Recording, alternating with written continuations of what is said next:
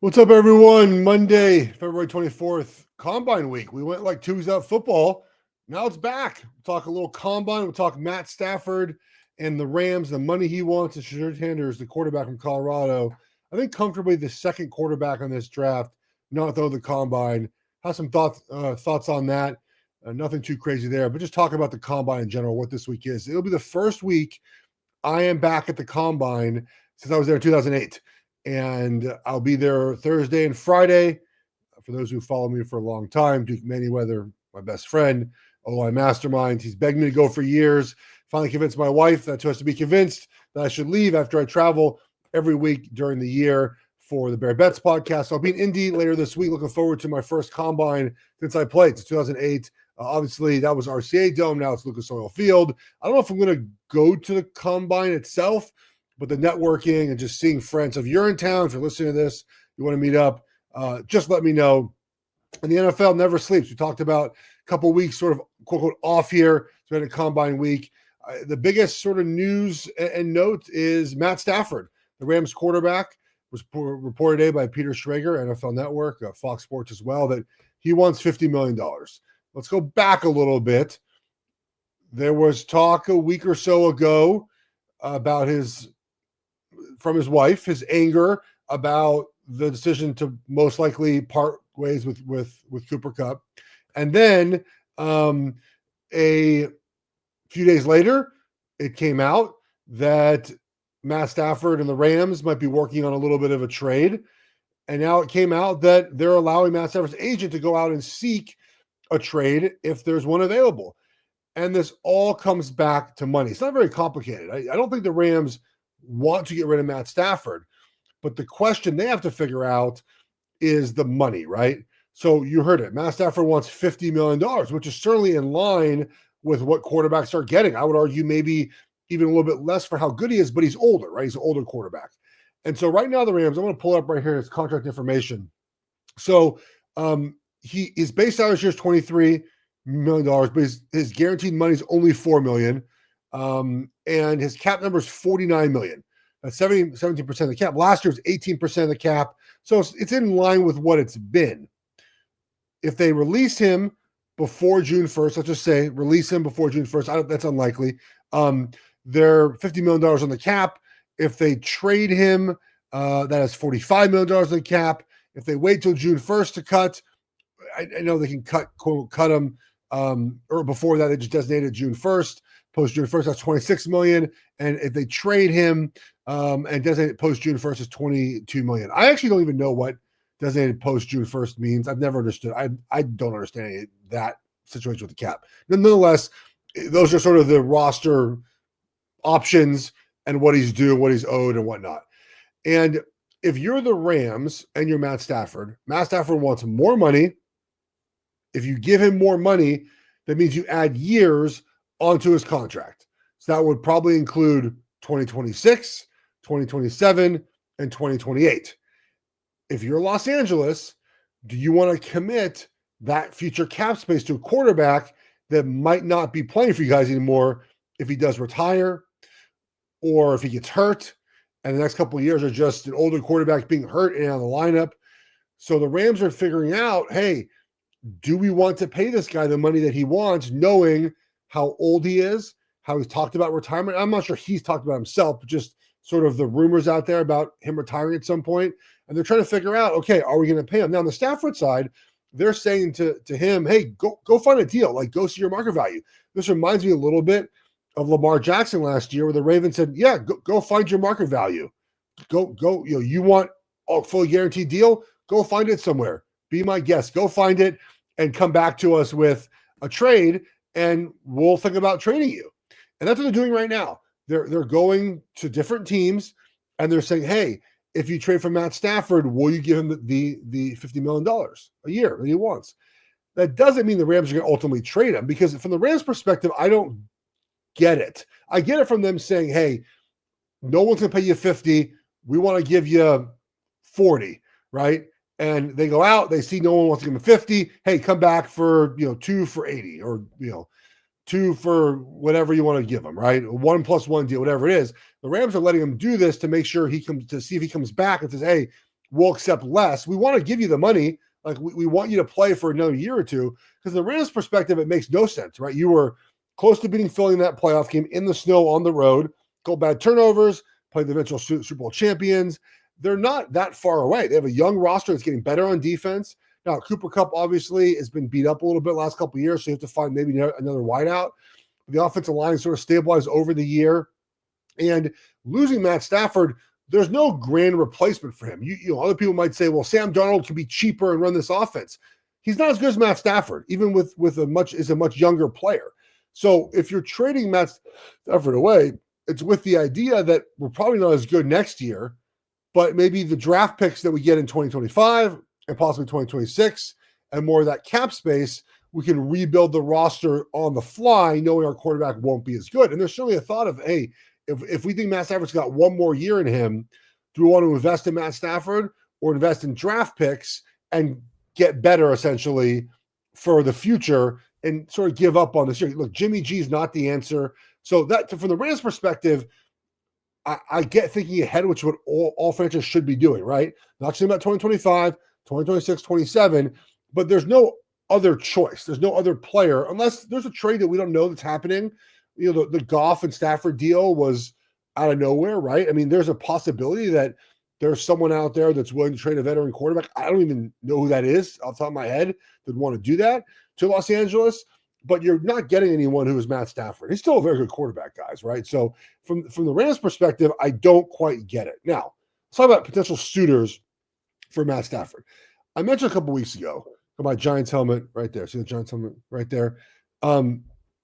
Would be a bad trade. Would be a bad trade. So let's talk about where the Giants are right now. When you list out sort of game records, right? When you look at the roster, go look at their two deep. And you think to yourself, okay, where are the playmakers? Andrew Thomas, when healthy, playmaker. Malik Neighbors, very good. Maybe Tracy is up there, but not a high impact running back yet in the NFL. Defensively, Lawrence, Burns, possibly. Maybe KT, maybe I mean, it's not a lot of these guys that are high impact NFL players. Look at the Eagles, the team that they're trying to be in their division. Jalen Hurts, Saquon Barkley, Lane Johnson, Jordan Mailata, A.J. Brown, Devontae Smith. You will put Dallas Goedert. I mean, just on offense alone, right? So Giants are very far away from being quote unquote good.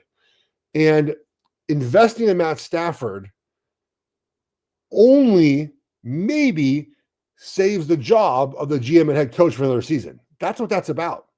It's not about the future. You're not winning a Super Bowl with Matt Stafford if you're in New York. You're not even maybe making the playoffs. Are you getting better quarterback play? Absolutely. It's competent quarterback coach you haven't had in years. But your team is not ready for Matt Stafford yet. And maybe you say we get Stafford in there, free agents want to come, and our team gets better, free agent wise, essentially. Sure, but how good are you going to get? Are you good enough to trade away draft picks for the future to get a rental of Matt Stafford for a year or two? And I would argue no. Now, I understand people in the building, and I've seen like Carl Banks tweet this out, saying like, we just need something competent at that position. It's been so long since we had someone like Matt Stafford that just bringing him in, even if you sacrifice some of the future, we'll take the execution, we'll take the wins, and we'll take all that now. I get that from someone in the building, but I'm an outsider, right? I have nothing to gain from the Giants or lose with them having Matt Stafford. I'm telling you how it is. And how it is, the Giants are not a Matt Stafford away from being good. And so, again, I get why Joe Shane and Brian Dable might say we need to get a quarterback because this draft, and we'll get to Shedeur in a second, might not be as quarterback rich. And Matt Stafford for a year or two, even if it's not a championship caliber team, it just gives us a chance to win every week, and we'll take that over what we have. It's a reasonable idea in the building, but it's also not really looking ahead. And that to me is the problem with this deal. It doesn't really get them, like 2 years from now, we're probably in the same position. We're like, who's the quarterback future in New York? And they've won no championships. So it might be not even any division titles. And then that feels a complete waste of draft picks to trade for Matt Stafford for that reason. So, like, who's going to trade for Matt Stafford? Or who would want Matt Stafford if he's open market? Pittsburgh comes to mind, of course. Doesn't feel like a fit between him and Arthur Smith at all. So I'm curious to see if that would even work. Would you change the offense for him? You would have to. But that just the fit of Stafford in Pittsburgh to me is not what they had at quarterback, and maybe they want to make a drastic change. Now, again, are they trading for Matt Stafford? Probably not. If I had to put money on it now, I would say no.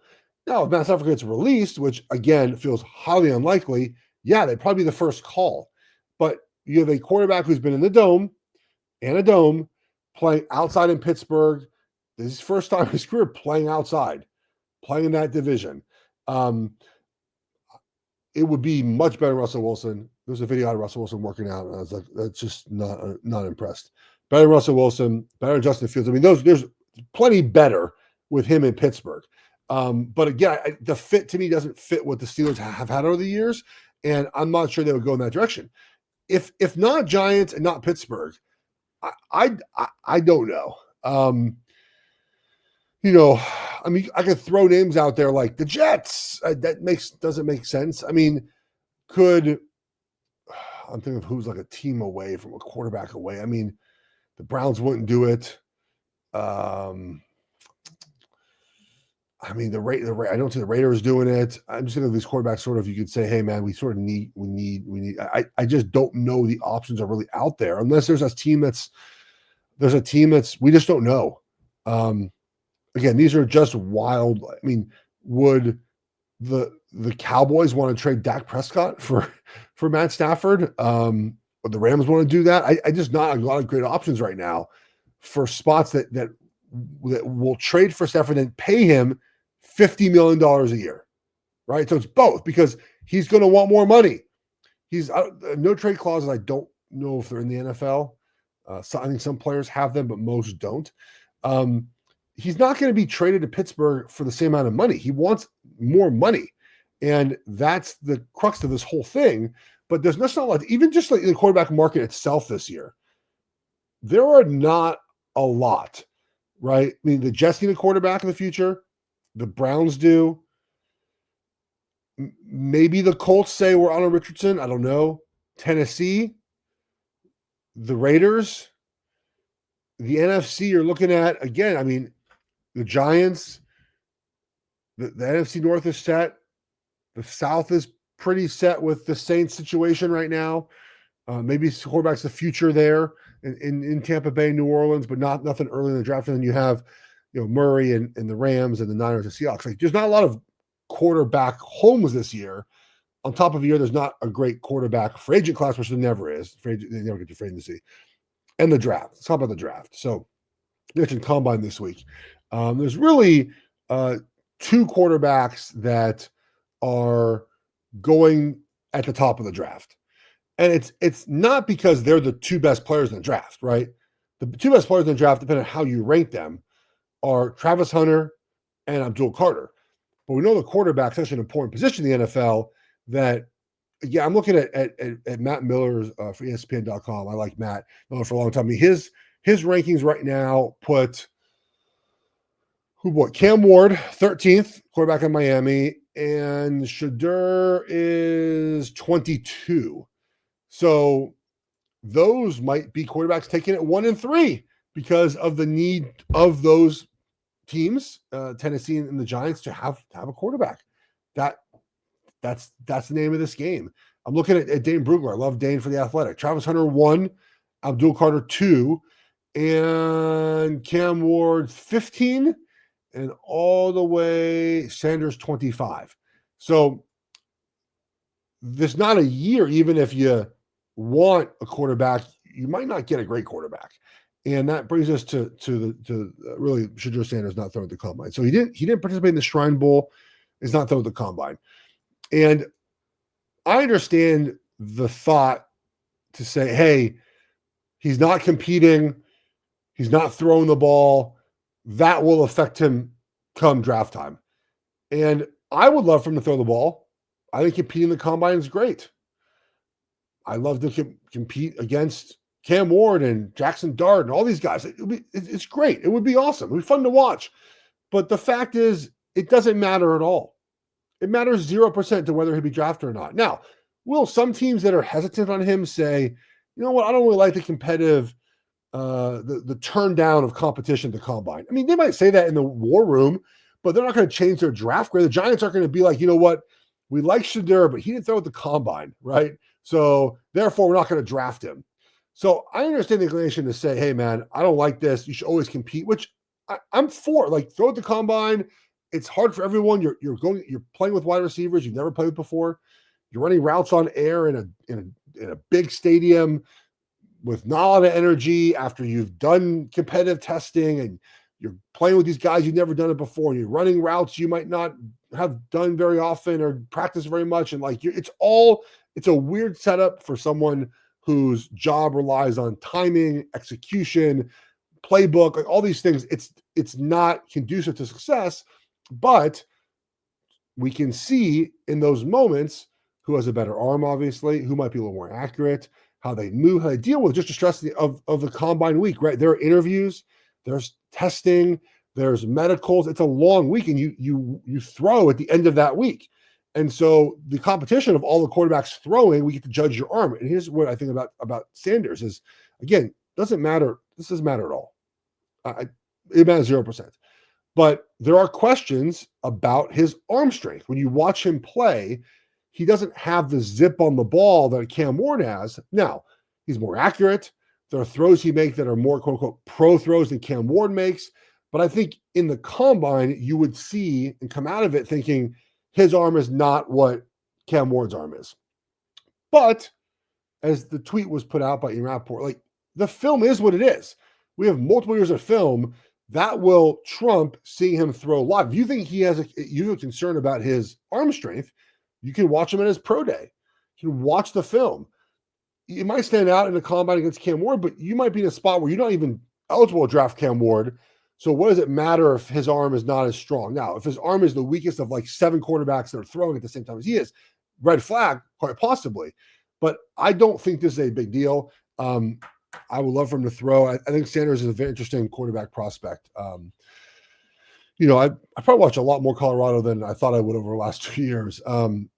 He makes some great throws, and then he has just some bad tendencies. Holds the ball too long, not on rhythm at times. There's no at all like defensive IDing and changing of protections versus pressure.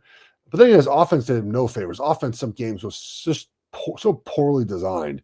But I think there's going to be questions in rooms. Like, Cam Ward has a physical gifts. They're much higher than Shadur Sanders. Can you take can you pull back some of those throws? You're like, no, don't make that throw, Cam Ward. Can you pull those back and just have him run the offense as you constructed? That's not a Shadur problem, really. But Shadur is not as good as an athlete. His arm isn't as lively. He's better pocket movement. There are times he makes much more accurate throws. He does make a lot of NFL throws. Like, there are stuff, but the upside might not be there like it is for Cam Ward. So, again, I don't care that he's not the combine. He's going to be there to do the physicals, to do the mental. Maybe we'll get on tomorrow and talk about what a week of the combine is. So I'll be there on Thursday and Friday. All right, everyone. That's it. I'm gonna look at some college basketball picks one day. Start doing mix some college basketball in here. I got Nebraska tonight. They are getting 1.5 right now against Michigan. Michigan off a loss to Michigan State. It's a bad loss too. They're up big in that game, and then Michigan State just second half of that game just put it on them. They outscored them in the second half by 17 points and won by 13. I like Nebraska tonight. Michigan, it's hard to win road games, man, at all times. You're back on the road here. Just beat Ohio State on the road by 3 points. You beat Indiana by 3 points on the road. You beat Rutgers by 3 points on the road. Lost to Purdue on the road. That's kind of crazy, right? Look, their last 5 road games, Michigan. Lost to Minnesota by 3. Lost to Purdue by 1 billion points. Beat Rutgers by 3. Beat Indiana by 3. Beat Ohio State by 3. Back on the road in Nebraska. Nebraska 17 and 10, and they're 7-9 in conference. I mean, they're fine, right? And this is the Big Ten. They beat Oregon, beat Illinois recently, 2 ranked teams. Actually, Illinois is not ranked anymore. God, Duke dog walked Illinois the other night. Oh boy, whoo, man, that was wild. I was going to bet on Duke, didn't do it. Was going to grab them live and there was no live wager to make because they stomped Illinois. Only two teams right now. I think Illinois. I think Duke and Auburn win a championship. I'm not betting. I'm not doing. There's a Duke Auburn or the field wager you can do. I just don't trust. Don't trust Houston, Iowa State. No Big Ten team comes to mind as like winning 6 games in a row for a championship.